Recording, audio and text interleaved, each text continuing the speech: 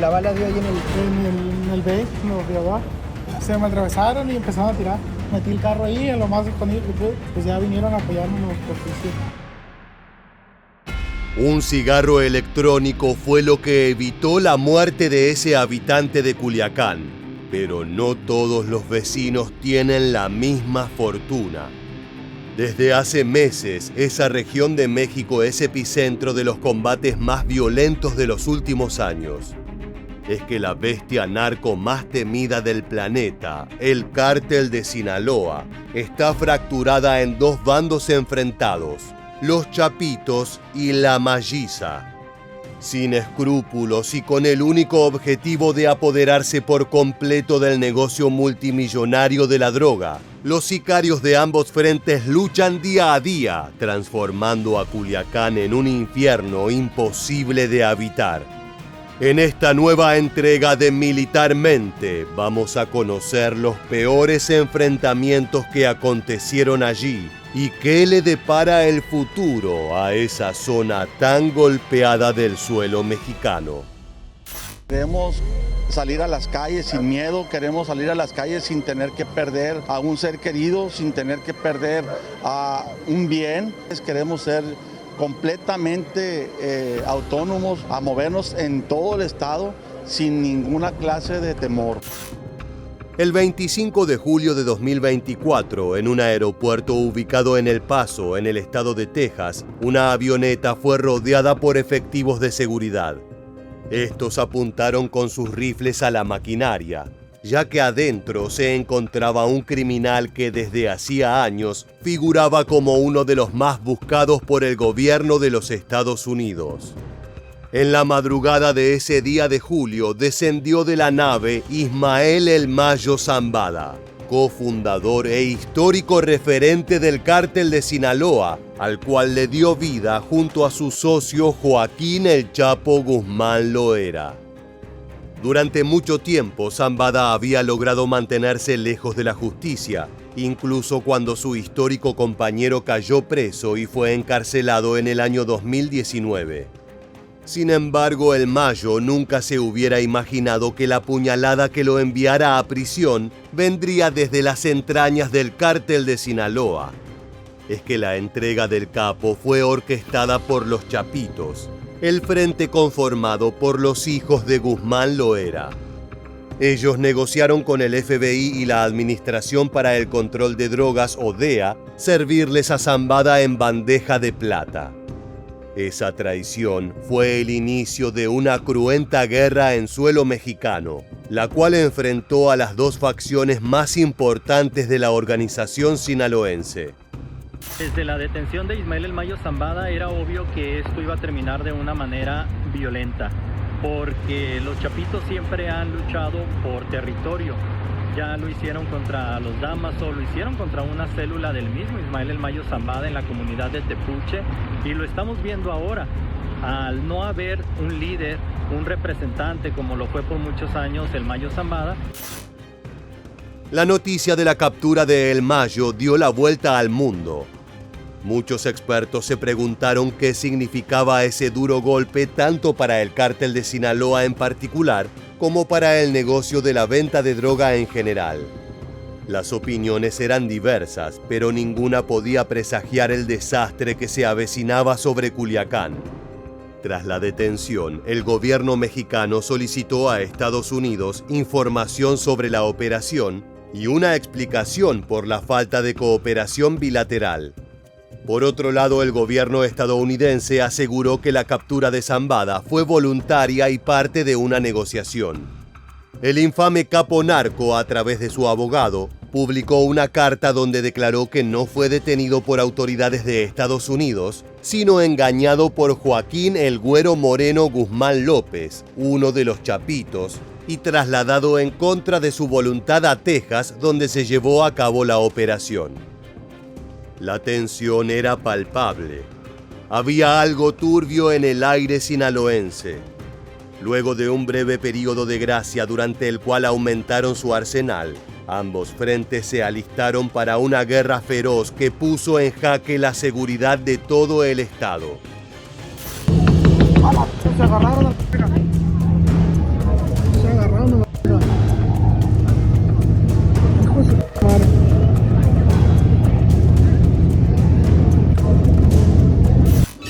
Lo que acabas de ver es tan solo uno de los cientos de registros tomados por civiles que se convirtieron en espectadores de lujo de la hostilidad narco. En un abrir y cerrar de ojos, la pasividad de la cotidianeidad dio un giro hacia el caos y la violencia, para lo cual nadie podía estar listo.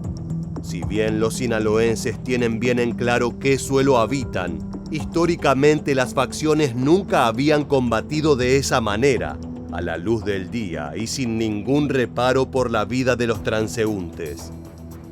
Desde mediados de agosto, las balaceras se volvieron una pesadilla de todos los días.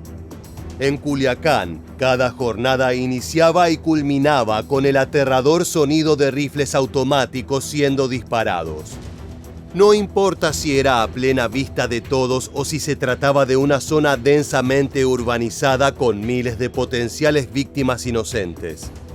Los sicarios de los Chapitos y la Malliza salieron con sed de sangre y con la orden explícita de no detenerse hasta acabar con el enemigo. Un escenario tenebroso que puso a los vecinos como rehenes.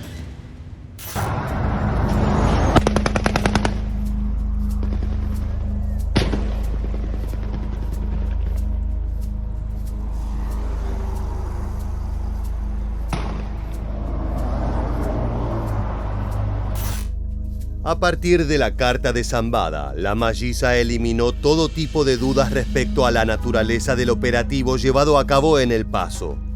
Aquello había sido un pacto entre Chapitos y la justicia estadounidense.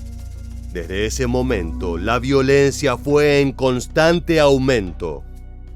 La policía y el ejército se vieron totalmente superados por la furia de los sicarios, quienes tomaron la calle por asalto.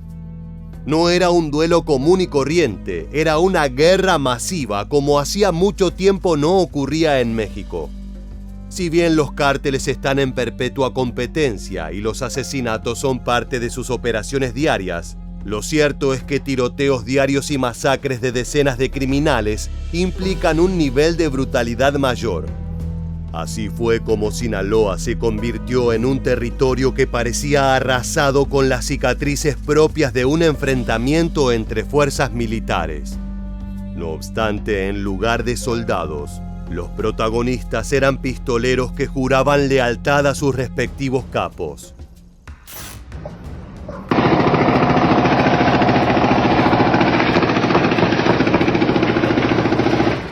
Allá están.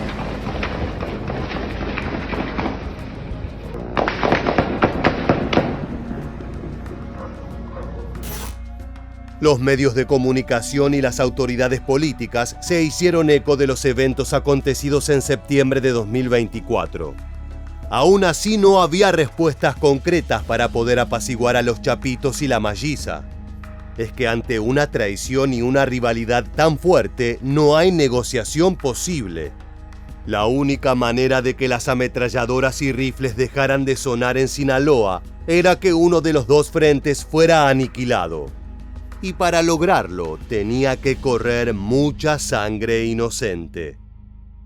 Ahí en Culiacán realizaron una caminata los secretarios de Seguridad y Defensa a 8 días de haber asumido el cargo. Omar García Harfuch y Ricardo Trevilla se reunieron con el gobernador de Sinaloa, Rubén Rocha Moya, para evaluar las acciones de seguridad tras este mes ya de violencia. García Harfuch adelantó que se van a incrementar los elementos del Ejército y la Guardia Nacional para brindar apoyo en la entidad. Como siempre, los más afectados por las acciones del narcotráfico son los vecinos. Esta gente común y corriente debe interrumpir sus actividades por completo al poner en pausa todo para no morir. Durante largas semanas de septiembre, en Culiacán rigió una suerte de horario límite. La gente casi no salía a la calle, las actividades fueron suspendidas y el movimiento diario se redujo exponencialmente. Aquello parecía una escena apocalíptica en el corazón de una ciudad fantasma, si no fuera porque el sonido usual de las muchedumbres fue reemplazado por disparos, gritos y muerte de sicarios de Sinaloa.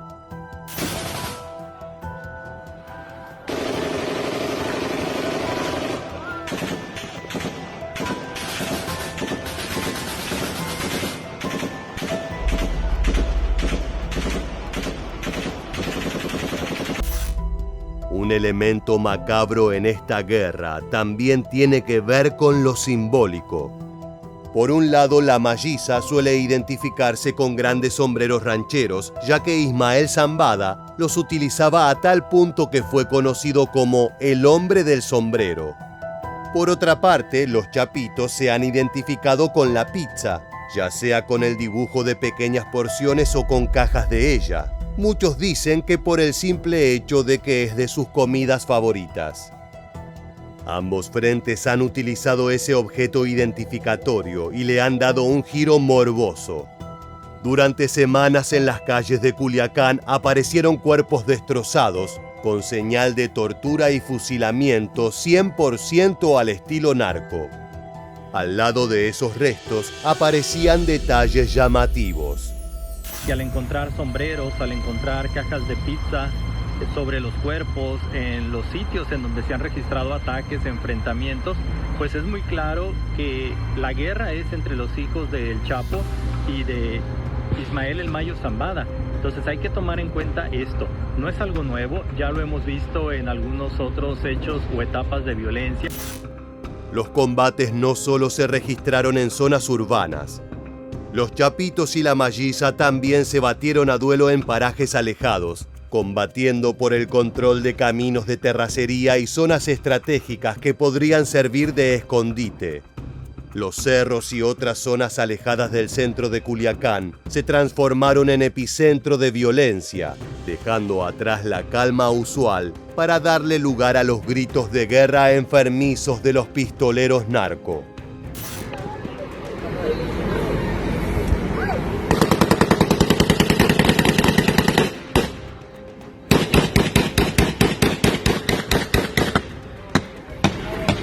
¡Al cerro, al cerro, cerro!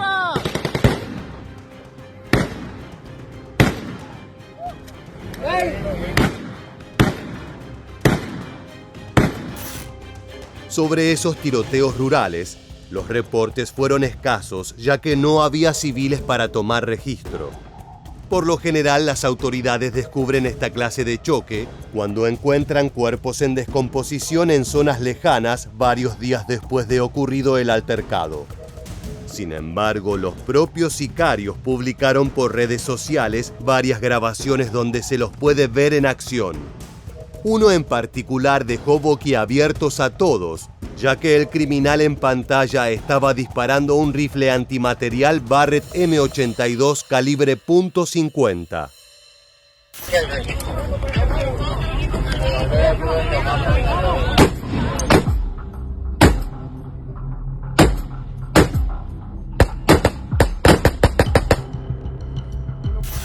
El sonido es realmente atronador. Es una bestia de uso militar capaz de penetrar todo tipo de superficies sólidas. Metal, concreto, vidrio blindado. Nada se escapa a su poder. Resulta preocupante que los criminales tengan acceso a esas plataformas, ya que cuando las usen en contra de la ley, tendrán una ventaja brutal. Como resultado de los enfrentamientos entre los chapitos y los mayos, entre el 8 y el 15 de septiembre, en la entidad gobernada por Rocha Moya, se suspendieron clases en todos los niveles educativos y se ordenó el cierre de negocios tanto en Culiacán como en municipios cercanos. El centro comercial quedó desierto. De repente, almacenes, supermercados, bares y restaurantes tuvieron que cerrar sus persianas ante el peligro de quedar en medio de una balacera narco. Esto provocó un grave efecto en la economía regional, ya que muchos propietarios vieron disminuidas sus ganancias mensuales a apenas una fracción de lo usual. La gente tenía miedo de salir a la calle, así que incluso los comercios que trataron de luchar contra la crisis manteniendo sus puertas abiertas, vieron cómo su clientela bajó notablemente. La situación es especialmente difícil en Culiacán. Aquí le hemos contado, sus habitantes han tenido incluso que cambiar su estilo de vida para evitar ser víctimas de los delincuentes. El temor ha provocado que bares y plazas comerciales abran y cierren mucho más temprano.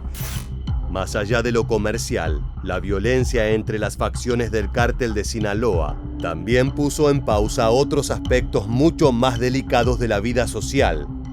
Por ejemplo, muchos hospitales tuvieron que frenar su atención de manera esporádica, ya que los doctores no podían llegar a destino debido a tiroteos o narcobloqueos que impiden su traslado. Además, el estado de sitio tácito impuesto por los Chapitos y la Malliza hizo que la gente pensara varias veces antes de ir a atenderse a un centro de salud. Incluso estando enferma o con lesiones leves, preferían quedarse en casa adoloridos que salir a la calle y correr el riesgo de recibir un balazo en la cabeza.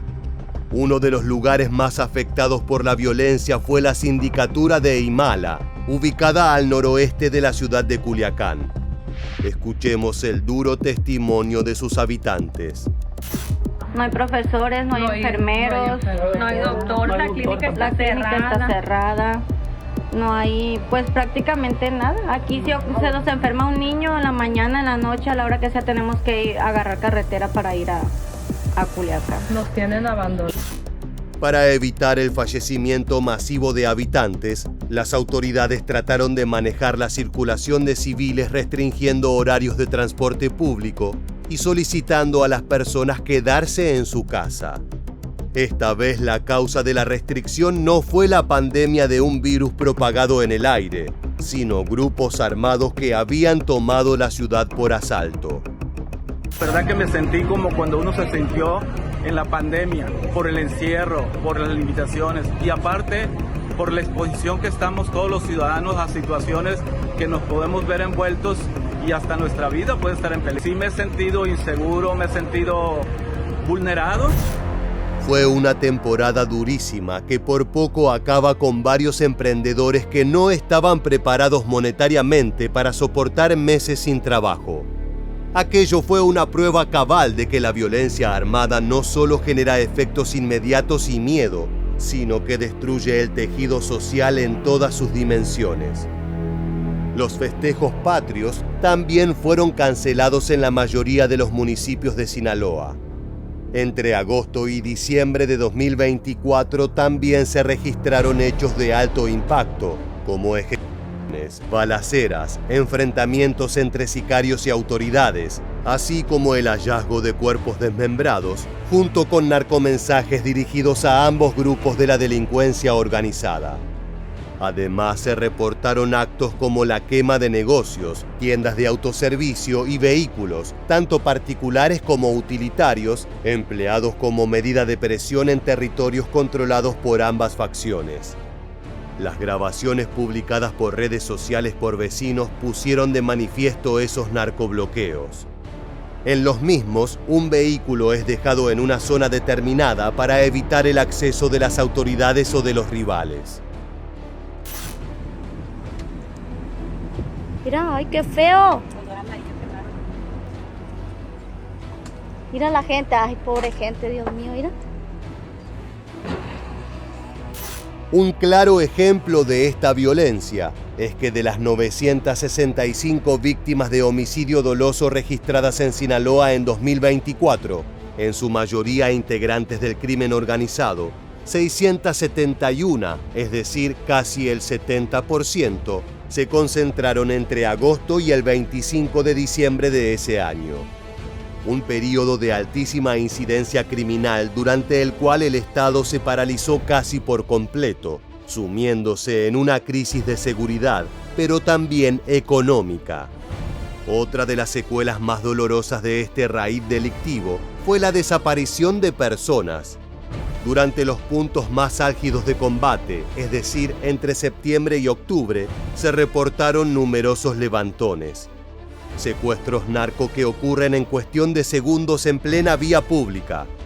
Muchos de esos ataques fueron a simples civiles que tal vez fueron confundidos con sicarios o aliados rivales que debían ser eliminados. Pero en ese afán de tomar la delantera, tanto Chapitos como la Malliza terminaron acabando con vidas inocentes. Al día de hoy, decenas de familias están en busca de sus seres queridos. saben que a medida que pasa el tiempo, las chances de encontrarlos vivos se reduce severamente. Estamos buscando a Benjamín desde el 17 de octubre, lo tenemos perdido. Está muy despacio todo, no sé si se buscan o no se buscan. Nosotros estamos sufriendo mucho, lo único que estamos pidiendo es que nos lo regresen con vida. La familia de Benjamín es tan solo una de las tantas que han realizado manifestaciones y pedidos directos tanto a las autoridades políticas como a los propios narcos. En un acto de total desesperación, muchas personas trataron de apelar a la compasión de los criminales. Por un lado es un intento inútil, ya que son animales salvajes sedientos de sangre que operan con órdenes claras e inquebrantables. Por el otro, deja en claro que para una parte de la sociedad, la verdadera autoridad es la de los cárteles. Por desgracia, quienes imponen su ley y manejan las calles son los soldados de Sinaloa, sin importar a qué bando pertenecen. Tenso, la gente tiene temor de salir a las calles, principalmente los que trabajan en las calles, las escuelas. Las madres pues tienen temor de mandar a sus hijos a que vaya a pasar algo, porque de repente los grupos armados que andan, pues de repente ahí se aparecen, no avisan. Tal vez te preguntes por qué frentes que solían estar asociados hoy se transformaron en rivales a muerte que se destruyen mutuamente, cobrando miles de vidas inocentes en el proceso. Es que más allá de la terrible traición cometida contra el Mayo, lo cierto es que hay múltiples diferencias de negocios y de metodologías que fueron generando una grieta imposible de zanjar. Por su parte, los hijos de El Chapo buscan renovar el negocio incorporando a su menú de sustancias ilícitas drogas sintéticas, metanfetaminas y por sobre todo fentanilo. Esto último ha generado ganancias astronómicas y nexos con múltiples pandillas de Estados Unidos. Pero al mismo tiempo, debido a sus terribles efectos en la salud pública, también pusieron a los chapitos en el ojo de la tormenta. Es por eso que hoy en día sus integrantes figuran entre los más buscados de la DEA. El gobierno de Washington tomó cartas en el asunto y ha catalogado a los herederos de Guzmán Loera como terroristas que deben ser aniquilados de inmediato para evitar la pérdida de vidas norteamericanas. Por el contrario, el Frente de Zambada está caracterizado por una postura más tradicional. La Malliza aboga por continuar enfocándose en el tráfico de cocaína, manteniendo el mercado histórico y evitando problemas con autoridades estadounidenses que podrían complicar seriamente las cosas. En esa diferencia de posturas y de visiones sobre lo que debería ser el imperio de la droga, es que se generó un cisma dentro del cártel de Sinaloa. Después de años de tensiones y de reuniones tirantes, finalmente uno de los bandos decidió tomar la iniciativa para tratar de apoderarse del trono de una vez y para siempre. Lo que los chapitos no tuvieron en cuenta es que después de décadas como referente, el Mayo supo amasar muchas lealtades y hombres firmes dispuestos a combatir en su nombre. Es precisamente en medio de toda esa puja de poder que se encuentra la gente común y corriente, la cual sueña con retomar su vida. Salir a las calles sin miedo, queremos salir a las calles sin tener que perder a un ser querido, sin tener que perder a un bien, porque también los autos se los están robando. Entonces queremos paz, queremos ser libres, queremos ser completamente autónomos, a movernos en todo el estado sin ninguna clase de temor. La situación en Culiacán es delicada. Si bien la lucha armada ha disminuido claramente desde noviembre de 2024 hasta el presente, lo cierto es que las cuentas pendientes entre los chapitos y la Malliza siguen tan vigentes como entonces. La grieta causada por la traición a Zambada es imposible de zanjar. Aquello dejó en claro que en Sinaloa no hay lugar para dos caciques y que una de las facciones debe ser aniquilada. Solo el tiempo dirá cuál de los dos frentes juega mejor sus cartas y cuál termina sepultado en una tormenta de plomo. La dolorosa incógnita es: ¿cuántos vecinos inocentes morirán en el proceso? De esta manera llegamos al final del video. Si quieres seguir al tanto de la guerra entre Chapitos y La Malliza, te invitamos a suscribirte a nuestro canal para recibir todas las novedades al respecto. Sin más, nos despedimos hasta la próxima entrega de Militarmente. Gracias por acompañarnos.